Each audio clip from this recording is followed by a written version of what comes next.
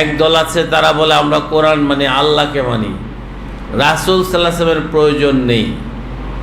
তাদের এই কথা কি ঠিক আছে? কখনো নয়, নাউজুবিল্লাহ। আপনারা জানেন আমরা মুসলমান, আমরা এক আল্লাহর বান্দা এবং মহানবী হযরত রাসূল পাক সাল্লাল্লাহু আলাইহি ওয়াসাল্লামের উম্মত।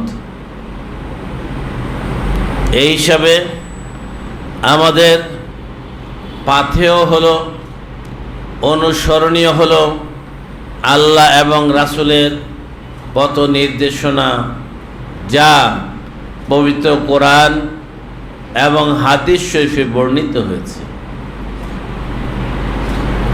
আল্লাহর বাণী পাক কোরআন আর হাদিস শরীফ, হযরত রাসূল পাক সাল্লাল্লাহু আলাইহি ওয়াসাল্লামের বাণী মোবারক, তার কার্যাবলী, তার সম্মতি সূচক বিষয়াবলী হলো পবিত্র হাদিস শরীফ। সুতরাং আল্লাহ এবং রাসূলের সুন্নাহ অনুযায়ী আমাদের জীবন যাপন করা আমাদের দুনিয়ার জন্য মঙ্গল, পরকালের জন্য মঙ্গল। পবিত্র কোরআনে মহান আল্লাহ তাআলা তার হাবিব হযরত রাসূল পাক সাল্লাল্লাহু আলাইহি ওয়াসাল্লাম সম্পর্কে ঘোষণা করেছেন, ওয়ামা আরসালনাকা ইল্লা রাহমাতাল লিল আলামিন। হে আমার হাবিব, আমি আপনাকে বিশ্বজাহানের রহমত হিসেবে পাঠিয়েছি। তিনি আরো বলেছেন, লাকাদ কানা লাকুম ফি রাসূলিল্লাহি উসওয়াতুন হাসানাহ। তোমাদের জন্য রাসূল সাল্লাল্লাহু আলাইহি ওয়াসাল্লামের মধ্যে রয়েছে সুন্দরতম আদর্শ। সুতরাং আমরা যদি আল্লাহর রহমত পেতে চাই, আমরা যদি আদর্শ চরিত্রবান হতে চাই, তাহলে বিশ্বনবী হযরত রাসূল পাক সাল্লাল্লাহু আলাইহি ওয়াসাল্লামকে অনুসরণ করতে হবে। শুধু তাই নয়, মহান আল্লাহ তাআলা পবিত্র কোরআনে আরো ঘোষণা করেছেন, কুল ইন কুনতুম তুহিব্বুনাল্লাহ ফাত্তাবিউনি ইউহিব্বুকুমুল্লাহ ওয়া ইয়াগফির লাকুম যুনুবাকুম ওয়াল্লাহু গাফুরুর রহিম।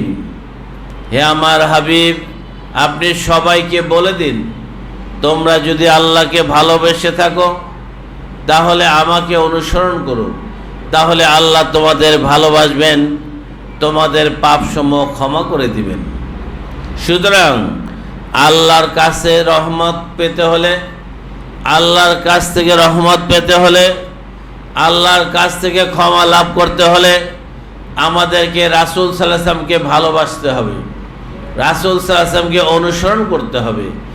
তার আদর্শ শিক্ষা অনুসরণের মাধ্যমে আমাদের নাজাত, আমাদের মুক্তি, দুনিয়া ও আখিরাতে আমাদের শান্তি। সম্মানিত আশিক রাসূল ভাই ও বোনেরা, আপনারা জানেন আমরা কোরআন মানি। একদল আছে তারা বলে আমরা কোরআন মানি, আল্লাহকে মানি, রাসূল সাল্লাল্লাহু আলাইহি ওয়াসাল্লামের প্রয়োজন নেই। তাদের এই কথা কি ঠিক আছে? কখনো নয়, নাউজুবিল্লাহ। কোরআনের বাণী আল্লাহ তো রাসূল সাল্লাল্লাহু আলাইহি ওয়াসাল্লামের কাছেই পাঠিয়েছেন। সুতরাং দয়াল নবীজি তো বলেছেন এটা আল্লাহর বাণী। আল্লাহর বাণী কি? আল্লাহ কিতাব আকারে আকাশ থেকে জমিনে নিক্ষেপ করেছিলেন? এটা তো নবীজির কাছে যখন যে প্রয়োজনীয় কথাবার্তা ছিল, নির্দেশনা ছিল, বাণী ছিল, তা আল্লাহ তাআলা তার হাবিবের কাছে পাঠিয়েছেন। নবীজি সেই কথাগুলো তার সাহাবায়ে কেরামের কাছে প্রকাশ করেছেন। পরবর্তীতে আল্লাহ সেই বাণীগুলো সংকলন করেই পবিত্র কোরআন একটা কিতাব আকারে লিপিবদ্ধ হয়েছে। সুতরাং আমরা নবীজিকে যদি বাদ দেই তাহলে কি আমাদের ধর্ম থাকে? নবীজি ছাড়া কি আমরা ধর্ম করতে পারি? আমরা নামাজ পড়ি, রোজা করি, হজ করি, যাকাত দিই, সবই করি। এগুলোর নির্দেশ আল্লাহ কার কাছে দিয়েছেন বলেন তো? নবীজির কাছে। নবীজি বলেছেন আল্লাহর এই হুকুম আপনারা এটা পালন করেন, আল্লাহর এটা নির্দেশ আপনারা এটা পালন করেন। সুতরাং নবীজিকে বাদ দিয়ে মুক্তির কোনো আশা নাই। আমাদের মনে রাখতে হবে নবীজি হলো ধর্মের মূল, তিনি হলেন আমাদের মুক্তির সবচেয়ে বড় সুপারিশকারী। নবীজির ভালোবাসা ছাড়া কেউ ঈমানদার হতে পারে না। যেমন হাদিস শরীফে বর্ণিত হয়েছে, লা ইউমিনু আহাদুকুম হাত্তা আকুনা আহাব্বা ইলাইহি মিন নাফসিহি ওয়া মালিহি ওয়া ওয়ালাদিহি ওয়া ওয়ালিদিহি ওয়ান নাসি আজমাইন। যে ব্যক্তি নিজের জান মাল পিতা মাতা সন্তান সন্ততি যাবতীয় সব কিছুর চেয়ে আমাকে বেশি ভালোবাসতে না পারবে, সে মোমেন হতে পারবে না। তাহলে মোমেন হওয়ার জন্য রাসূলের প্রেম প্রয়োজন, মোমেন হওয়ার জন্য রাসূলের ভালোবাসা প্রয়োজন। কি বলেন, দরকার আছে না নাই? রাসূলকে বাদ দিলে কেউ কি মোমেন হতে পারে? পারবে না। রাসূলের উপর দরুদ না পড়লে আল্লাহ মানুষের ইবাদত কবুল করেন না। তার প্রমাণ হলো আমরা প্রতিদিন নামাজ পড়ি, নামাজে আমরা নিয়ত করে তাকবীর দিয়ে নামাজ শুরু করি, সূরা কেরাত পড়ি, রুকু করি, সেজদা করি, তারপর 2 রাকাত পর বসে আত্তাহিয়াতু পড়ি। আত্তাহিয়াতু পড়ার পরে আমরা যদি দরুদ শরীফ না পড়ি তাহলে কি এই নামাজ কবুল হবে? কি বলেন, হবে? যত সহি শুদ্ধ করে সূরা কেরাত পড়েন কোনো লাভ নাই। যদি নবীজির উপর দরুদ না পড়েন তাহলে এই নামাজ আল্লাহ কবুল করবে না। তাহলে নামাজ তো পড়ে আমরা আল্লাহকে সেজদা করার জন্য, আল্লাহর প্রতি আনুগত্য প্রকাশের জন্য। তাহলে নবীজির উপর দরুদ না পড়লে হয় না কেন? এই নামাজ আল্লাহর দরবারে কবুল করা হয় না কেন? কারণ রাহমাতুল লিল আলামিনের অ্যাভয়েড করে ওনাকে পাশ কাটিয়ে নাজাতের কোনো আশা নাই। কি বলেন, আছে কি? সম্মানিত আশিক রাসূল ভাইয়েরা, তাহলে দেখেন ইবাদত কবুল হয় না নবীজির উপর দরুদ না পড়লে। নবীজির ওসিলা ছাড়া কারো প্রার্থনা কবুল হয় না, হতে পারে না। যেমন আদি পিতা আপনার আদম আলাইহিস সালাম, তিনি একটা ভুল করেছিলেন, সেই ভুলের কারণে আল্লাহ এত বেশি রাগান্বিত হলেন, আদমকে স্বর্গ থেকে মরতে পৃথিবীতে পাঠিয়ে দিলেন, যে যাও তুমি পৃথিবীতে নেমে যাও। আল্লাহ নামায় দিলেন। এখন আদম আলাইহিস সালাম সেই স্বর্গের শান্তি হারিয়ে অজরণে কাঁদতে লাগলেন, হে আল্লাহ আমি ভুল করেছি, আমাকে মাফ করে দাও, আমাকে ক্ষমা করে দাও, মাফ করে দাও। অনেক কাঁদতে কাঁদতে কাঁদতে কাঁদতে 360 বছর, 70 বছর, 90 বছর তিনি কান্নাকাটি করলেন, কিন্তু আল্লাহ তো মাফ করে না। তখন তিনি নিরুপায় হয়ে গেলেন, ভাবলেন এখন কি করি। তখন আদম আলাইহিস সালাম হঠাৎ তার মনে পড়ল, বেহেশতে তো আল্লাহর নামের সাথে আরেকজনের নাম ছিল মুহাম্মদ, নিশ্চয়ই তিনি তার প্রিয়জন। সুতরাং তার ওসিলা ধরে আমি আল্লাহর কাছে ক্ষমা চাই, তাহলে নিশ্চয়ই তিনি আমাকে মাফ করে দিবেন।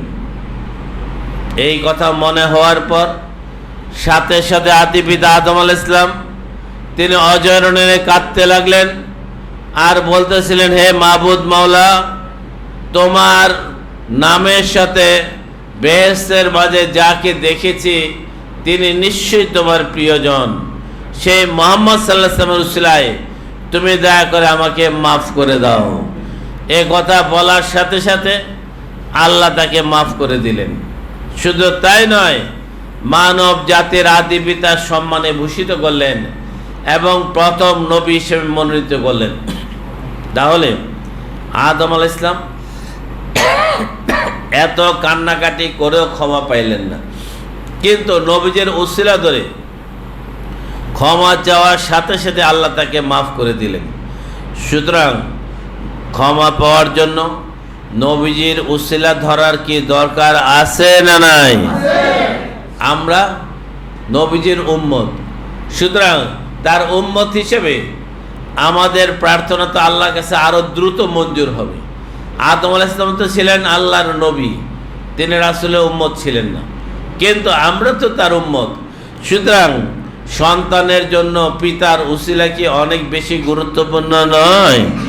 সুতরাং নবীজির উসিলা ছাড়া আমাদের প্রার্থনা মঞ্জুর হয় না।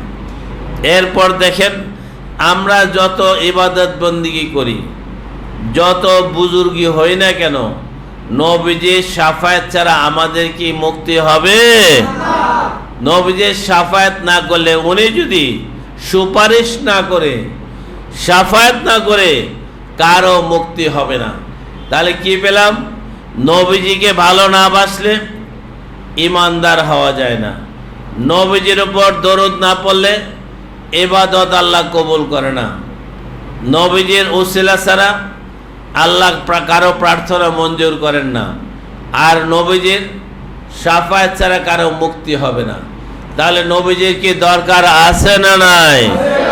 আসলে আমরা তো অনেকেই জানি না, ইসলামের প্রথম যুগে যখন দয়াল নবীজি আসছিলেন, তখন তিনি যখন আল্লাহর পক্ষ থেকে রিসালাতের বাণী লাভ করলেন এবং পরবর্তীতে যখন প্রচার শুরু করলেন, তখন নবীজির কাছে মক্কার বিভিন্ন গোত্রের তরুণ যুবকরা এসে যোগ দিল।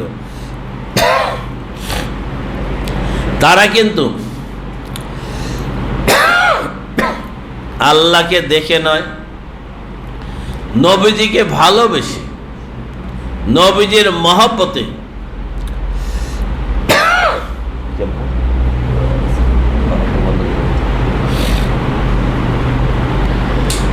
নবীজির মহব্বতে তারা নবীজির কাছে আসছিলেন।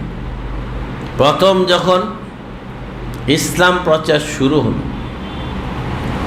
তখন প্রথম দিকে যখন তিনি আল্লাহ বাণী লাভ করলেন, তখন পারিবারিকভাবে হযরত মা খাদিজাতুল কুবরা রাদিয়াল্লাহু তাআলা আনহা, তিনি নবীজির কথা শুনে তিনি বলেন, হ্যাঁ সত্য নবী। কারণ মা খাদিজাতুল কুবরা আগেই অনেক স্বপ্ন দেখেছেন নবীজির সে উচ্চতর মর্যাদা এবং নবুয়ত সম্পর্কে।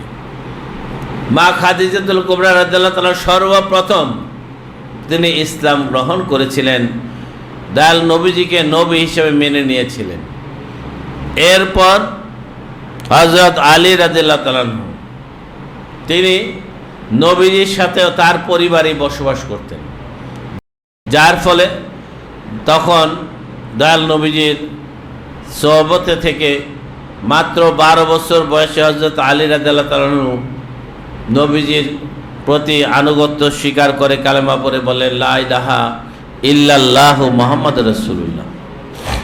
এরপর হযরত আবু বকর সিদ্দিক রাদিয়াল্লাহু তাআলা আনহু, তিনি আগে থেকে নবীজিকে ভালো জানতেন, ভালোবাসতেন, যার ফলে তিনি এসেছিলেন।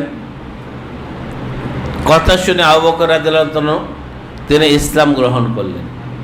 এরপর আবু বকর রাদিয়াল্লাহু তাআলার সাথে আরও কয়েকজন বিশিষ্ট ব্যক্তি, হযরত ওসমান ইবনে আফফান রাদিয়াল্লাহু তাআলা আনহু এবং আরও কয়েকজন ইসলাম গ্রহণ করলেন। তখন কাফেরদের মধ্যে ইসলাম প্রচার করা তো কঠিন ছিল, চরম বিরোধিতা। তখন দয়াল নবীজি সাফা পাহাড়ের পাদদেশে, কাবাগরের পূর্ব দক্ষিণ কোণায় সাফা পাহাড় আছে, ওই পাহাড়ের পাদদেশে হযরত আরকান রাদিয়াল্লাহু তাআলা আনহু বাড়ি ছিল। আরকান রাদিয়াল্লাহু তাআলা আনহু একজন বিশিষ্ট ব্যবসায়ী ছিলেন। তিনি যে খুব বেশি বয়সী ছিলেন, তিনিও নবীজির সমবয়সী হবে ওরকমই ছিলেন, উনি ব্যবসায়ী ছিলেন। এবং আরকান রাদিয়াল্লাহু তাআলা নবীজি যখন হিলফুল ফুজুল সংগঠন করেছিলেন, ওইটার একটা সদস্য ছিল আরকান রাদিয়াল্লাহু তাআলা, যে কারণে নবীজি চিন্তা চেতনা তার ভালো লাগতো। তাকে বিশ্বাস করত। তখন আরকান রাদিয়াল্লাহু আনহু বাড়িতে বসে তিনি দয়াল নবীজি মুসলিমদের আল্লাহর শান, আল্লাহর বিভিন্ন মর্যাদা, আল্লাহর কুদরতের বিষয়ে আলোচনা করতেন। তখন ওইখানে একে একে মক্কার 17, 18, 16 বছর এরকম বয়সী ছেলেরা ওখানে গমন করে। যাওয়ার পর নবীজির কথা শুনে তাদের ভালো লাগে, মানে নবীজির কথা শুনে তাদের এতই ভালো লাগে, তারা মুগ্ধ হয়ে যায়। তাদের মধ্যে একজন ছিলেন মুসআব ইবনে রাবিয়া। তিনি নবীজির কথা শুনতেন লুকিয়ে লুকিয়ে, কারণ আরবের সম্ভ্রান্ত বংশের ব্যক্তি তিনি, এবং আরবের তখন যুবকদের মধ্যে সবচেয়ে সুদর্শন ব্যক্তি ছিল মুসআব ইবনে রাবিয়া। উনি ওখানে আরকান রাদিয়াল্লাহু বাড়িতে গিয়ে নবীজির কথা শুনতেন। তিনি লুকায় লুকায় শুনতেন, কারণ তার মা বাবা যদি শুনে তাকে বাড়ি থেকে বের করে দিবে। যাই হোক, কিন্তু তার ভালো লাগে। একদিন ঘটনাক্রমে অন্য এক লোক দেখে ফেলেছে যে মুসআব আরকানের বাড়ি থেকে নবীজির সাথে দেখা করেছে। খবর পেয়ে তখন মা বাবা তারপর ভীষণ ক্ষিপ্ত হলো, তুমি কেন ইসলাম গ্রহণ করলে, নবীজির কাছে গেলে কেন? এত তার শিকল দিয়ে বেঁধে রাখলো, তাকে খাবার বন্ধ করে দিল। যতক্ষণ পর্যন্ত মুহাম্মদের নাম মুখ থেকে বলা বন্ধ না করবে ততক্ষণ পর্যন্ত তোকে ছাড়া হবে না। তারপর এত কষ্ট, খাবার নাই, শিকল দিয়ে বেঁধে রাখা, তারপর যারা মেরে ফেলো, আমি মরে যাব, কিন্তু আমি নবীজিকে ছাড়ব না। আমি নবীজির সত্যের সন্ধান পেয়েছি, আমি নবীজির কাছে যাবই। একদিন, 2 দিন, 3 দিন মা বাবা দেখে যে না, কোনো কাজ হয় না। পরে অবশেষে তাকে ছেড়ে দিল, যা তুই বাড়ি থেকে বের হয়ে যা। উনি বাড়ি থেকে বের হয়ে গেল একদম পরনের কাপড় পরে, গিয়ে তিনি নবীজির কাছে চলে গেলেন। নবীজির বাণী শুনেন, আবার আসেন। এইভাবেই আরও কয়েকজন সাহাবী ছিল। আব্দুর রহমান ইবনে আউফ, তারও বয়স ছিল 17-18 বছর। মানে ওই যে আমরা যে এখন ইতিহাসে নাম শুনি, ওনারা যেরকম প্রবীণ ছিলেন ওই রকম না, সব তরুণ। আব্দুর রহমান ইবনে আউফ তিনিও আসলেন। আসার পর তাকেও পারিবারিকভাবে নির্যাতনের শিকার হতে হয়েছে। এমন অবস্থা, তখন মানে যারা ধনীর ঘরে জন্ম, সারা জীবন আদর স্নেহে লালিত পালিত হয়েছে, তাদের খাবার বন্ধ, দিনের পর দিন অনাহারে। তারপরে পাহাড়ের মধ্যে তারা বসে বসে দুজন, সাদ ইবনে আবি ওয়াক্কাস, তিনি আরেক সাহাবী, সেও তরুণ 17-18 বছর, মুআজ এবং সাদ ইবনে আবি ওয়াক্কাস, তারা পাহাড়ে বসে গল্প করতেছে, ভাই ক্ষুধা লাগতেছে, কি করি? তখন আরেকজন, যতই লাগুক, মরে গেল আমরা এই ধর্ম ত্যাগ করব না, আমরা নবীজির সাথেই থাকব। তখন পরিস্থিতি এতটাই মর্মান্তিক, তখন নবীজি তাদেরকে বললেন, ঠিক আছে, তোমাদের জুলুম অত্যাচার বাঁচার জন্য তোমরা আবিসিনিয়া, অর্থাৎ ইথিওপিয়া, বর্তমানে ইথিওপিয়া যে দেশ আফ্রিকার, তোমরা ভূমধ্যসাগর পার হয়ে ওইখানে চলে যাও। তারা ওইখানে চলে গেলেন। তখন তার মা মুআজ ইবনে রাবিয়ার মা বলতেছে, দেখ তুই সার, ধর্ম সার, এত কষ্ট, মার তো আবার কষ্টও লাগে ছেলের জন্য, দেখ তুই বাবা এটা ছেড়ে দে, তুই আয়। বলছে, না মা, আমি তোমাদের প্রতি শ্রদ্ধাশীল, কিন্তু আল্লাহর হুকুম আমি লঙ্ঘন করতে পারবো না, আমি যাবই, আমার মৃত্যু হলে আমি ফিরতে পারবো না।